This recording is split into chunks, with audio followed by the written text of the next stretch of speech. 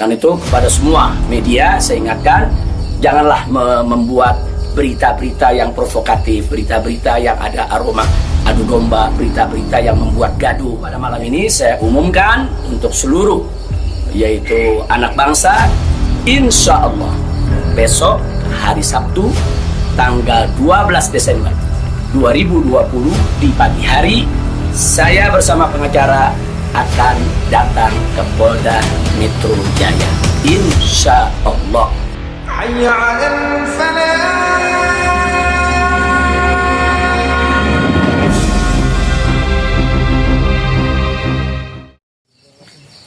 Assalamualaikum warahmatullahi wabarakatuh.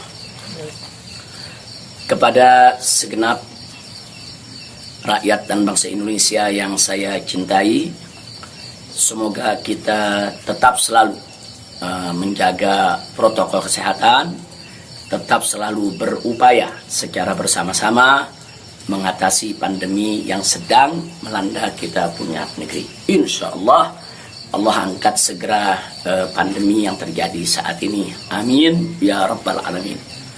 Nah, kepada seluruh masyarakat, dalam kesempatan ini saya ingin menyampaikan hal yang saya pandang amat penting sekali berkaitan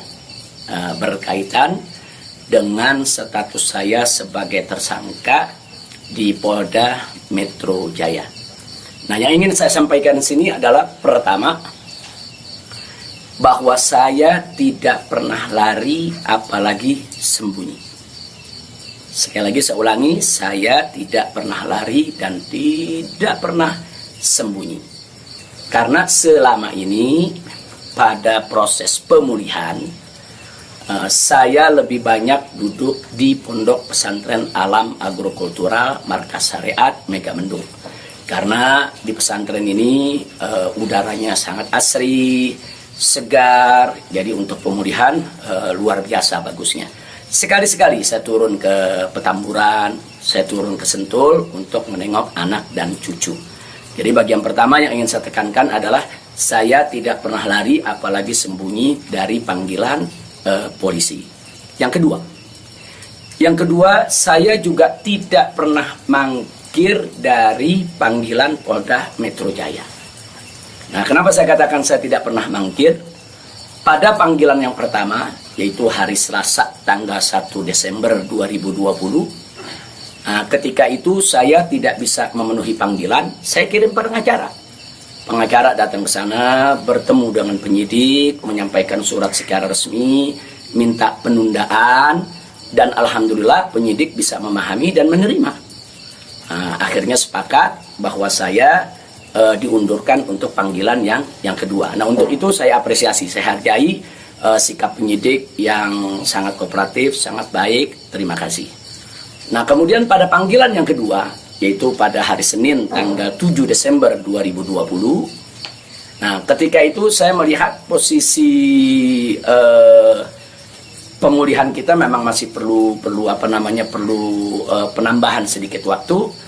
Dan lagi-lagi saya tidak mangkir, tapi saya kirim pengacara saya bertemu kembali dengan para penyidik.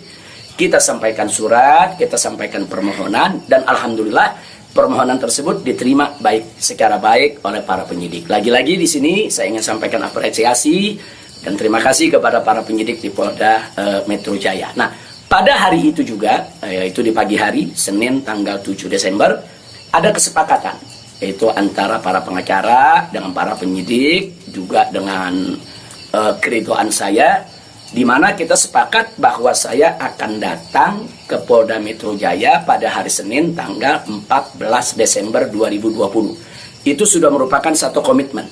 Nah, artinya komitmen kita akan datang, insya Allah sehat walafiat, tidak ada halangan lagi. Nah, ini yang perlu kita sampaikan, dan komitmen ini kita jaga betul. Karena saya akan selalu memegang komitmen dengan pihak manapun kalau kita sudah membuat satu kesepakatan, satu perjanjian. Nah, karena itu di sini yang perlu saya sampaikan juga pada hari yang sama, yaitu pada tanggal 7 di hari Senin tersebut, secara mengejutkan, sebagaimana kita tahu semua, di mana di siang hari Bapak Kapolda Metro Jaya mengumumkan tentang tragedi penembakan 6 Laskar FPI yang selama ini setia mengawal saya. Tentu ini satu peristiwa sebetulnya tidak ada sangkut paut dengan soal panggilan saya. Maka itu pada pagi hari itu saya tetap kirim pengacara, saya tetap mengurus urusan panggilan, karena memang kita tidak pernah sangka kalau penembakan itu berkaitan dengan Polda Metro. Karena saat itu kami masih mengira kalau itu adalah orang tak dikenal. Nah, ala kulihal, setelah itu yang mengejutkan kami pada hari Kamisnya, yaitu tanggal 10 Desember 2020, secara tiba-tiba Polda Metro Jaya mengumumkan saya sebagai tersangka. Ya, tentunya saya, para pengacara semua terkejut karena 2 panggilan sebelumnya itu saya masih berstatus sebagai saksi, dan itu pun belum sempat diperiksa. Rencana pemeriksaan tanggal 14 Desember, yaitu hari Senin yang akan datang ini. Nah, tapi karena memang pengumumannya begitu mengejutkan, pada hari Kamis tersebut saya sebagai tersangka, kemudian mendengar itu tidak benar kalau ada mengabarkan saya sembunyi, saya lari, tidak benar. Saya tetap berada di markas syariat Megamendung. Nah, begitu hari Kamis ada pengumuman semacam itu, Jumat pagi tanggal 11 Desember itu kita kirim lagi para pengacara untuk bertemu dengan penyidik, dan alhamdulillah terjadi pertemuan dengan penyidik. Nah, ditanyakan oleh para pengacara bagaimana komitmen yang hari Senin tanggal 14, apa itu batal atau bagaimana. Nah, kalau saya pribadi ingin tetap berpegang kepada komitmen, karena kita ini ustadz, dai, bergerak di bidang agama, tidak layak kalau kami itu membatalkan perjanjian atau suatu komitmen. Nah, kita dapat jawaban dari para penyidik. Kelihatannya mereka tidak mau menunggu sampai hari Senin, mereka minta lebih cepat. Nah, pada saat itu juga para pengacara minta kepada para penyidik, ya Habib Rizik siap dipanggil kapan saja, tapi tolong surat panggilannya dibuat, surat panggilan sebagai tersangka. Kami tidak pernah terima. Tapi kelihatannya para penyidik agak keberatan untuk mengeluarkan surat tersebut. Akhirnya terjadi kesepakatan, kalau begitu cobalah bagaimana caranya supaya Habib bisa lebih cepatlah ke Polda Metro Jaya. Jadi artinya mereka tidak mau melanggar komitmen juga, karena memang komitmennya pada tanggal 14 siap diperiksa. Nah, kita katakan melalui pengacara, kami bukan orang-orang yang suka ingkar janji, bukan orang-orang yang suka mengingkari komitmen yang ada. Tapi karena memang Polda Metro Jaya meminta lebih cepat, lebih baik menurut beliau, saya terima. Nah, karena itu pada malam ini saya umumkan untuk seluruh, yaitu anak bangsa, insya Allah besok hari Sabtu tanggal 12 Desember 2020 di pagi hari, saya bersama pengacara akan datang ke Polda Metro Jaya, insya Allah. Nah, jadi saya mau menunjukkan bahwa kita tetap punya komitmen untuk menjadi warga negara yang baik, untuk patuh hukum, untuk ikut melaksanakan daripada prosedur hukum yang ada. Nah, karena itu kepada semua media saya ingatkan, janganlah membuat berita-berita yang provokatif, berita-berita yang ada aroma adu domba, berita-berita yang membuat gaduh. Jadi tidak benar kalau saya lari, saya sembunyi, atau saya mangkir. Nah, itu yang ingin saya sampaikan. Nah, selanjutnya saya ingin menyampaikan kepada Polda Metro Jaya agar tidak terjadi kerumunan, agar tidak mengambil perhatian daripada masyarakat, agar juga tidak ada pihak ketiga yang memanfaatkan yaitu momentum soal penjemputan saya ini sehingga bisa menimbulkan kegaduhan. Maka itu saya minta kepada Polda Metro Jaya tidak perlu untuk mengerahkan kekuatan secara berlebihan. Bahkan menurut saya tidak perlu ada penjemputan, tidak perlu ada pengerahan pasukan.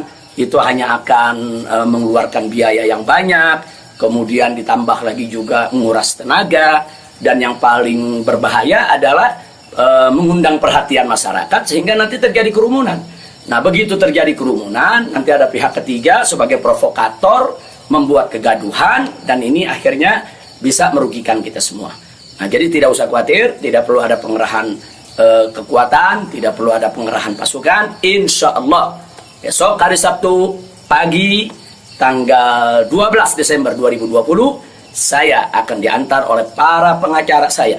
Nah, untuk memenuhi panggilan atau memenuhi yaitu panggilan atau rencana pemeriksaan yang akan dilakukan oleh Polda Metro Jaya sesuai dengan aturan yang berlaku.